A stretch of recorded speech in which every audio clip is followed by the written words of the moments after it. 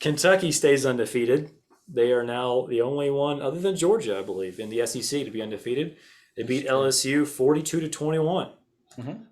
Last I checked, Ed Orgeron still has a job. What are we looking for here from either one of these teams? What are your takeaways? I mean, I actually thought they were gonna like leave him in Lexington. Like I was actually a little bit surprised that we haven't heard anything so far. So, hey, impressive from Kentucky. Their tougher games are still ahead of them. They're going to Georgia this week. Game I'll be at. It's going to be huge, college game day, the whole 9 yards. But you took care of business. This was a trap game for Kentucky. It really was. The game in between Florida and Georgia. Those are the two. Florida and Georgia are the games that Kentucky points to as like if we can beat one of these two teams, that's a successful year. They just come off that huge emotional high of beating Florida, and then you have LSU, who's talented. Like I understand that Coach O and like the coach that it's a mess, but like LSU has talent. LSU has a ton of talent. They have a really good quarterback, good receivers, and good backs. Like they have some talent on offense and on defense too. Even though Stingley was out, but yeah, Will Levis, he had as many touchdowns, 3, as he had incompletions, which was 3. So hey, that's the guy that could have been starting for Penn State and would have got me my cover there in the anyway.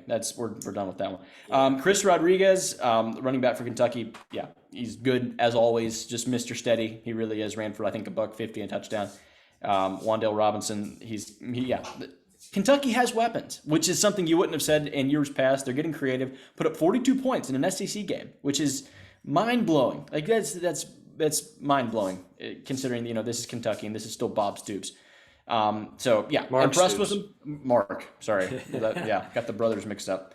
How many brothers are there? Isn't there 3 or 4? There's 3, I believe. I think Mike Stoops was Oklahoma's defensive coordinator. Okay. They basically chose him over Venables. Brent Venables and Mike Stoops were co-defensive coordinators at Oklahoma, and they wouldn't give the job outright to Venables. They gave it to Mike Stoops. So Venables went to Clemson, and the rest is history there.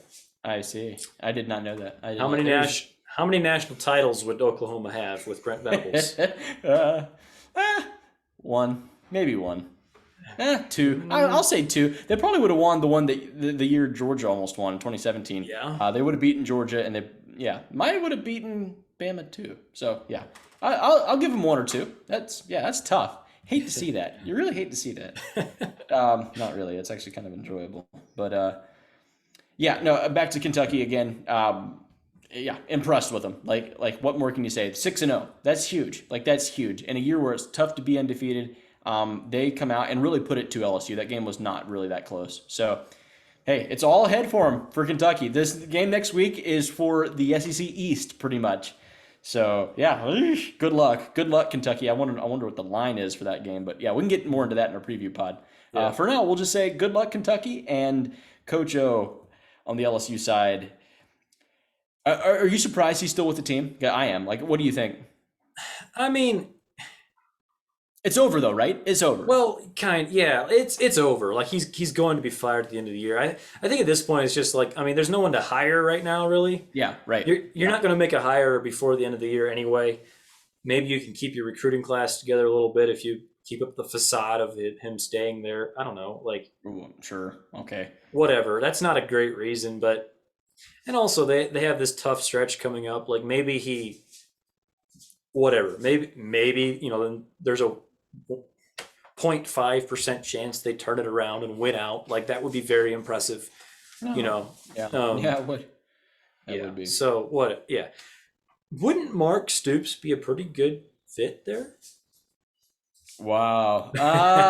LSU wants a splashy hire though. Like I think LSU, like that job there, they're going to want. Orgeron is kind of that lunch pail hard work guy. Like, well, that's kind of what Stoops is too, like a defensive minded coach. That's what I'm saying is, I think maybe he's the more stable version.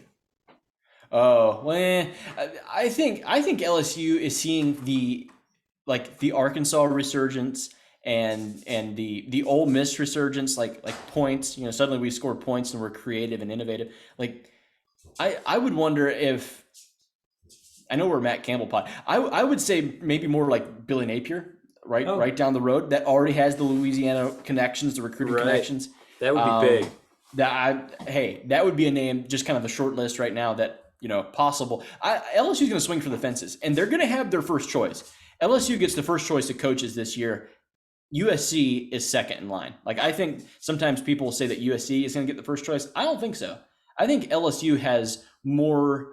I think it's a better job right now than USC. I mean, I really believe that there's a lot of talent in LSU and like even around their area. It's a very, like a big time recruiting state. So yeah. And the possibility if they get to keep Arch Manning is from there he's in New Orleans.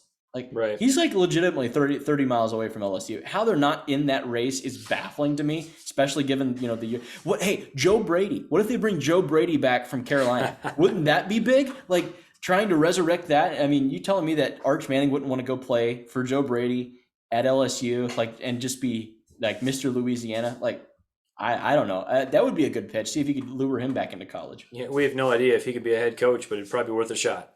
Sure. For that offense. Yeah. Yeah.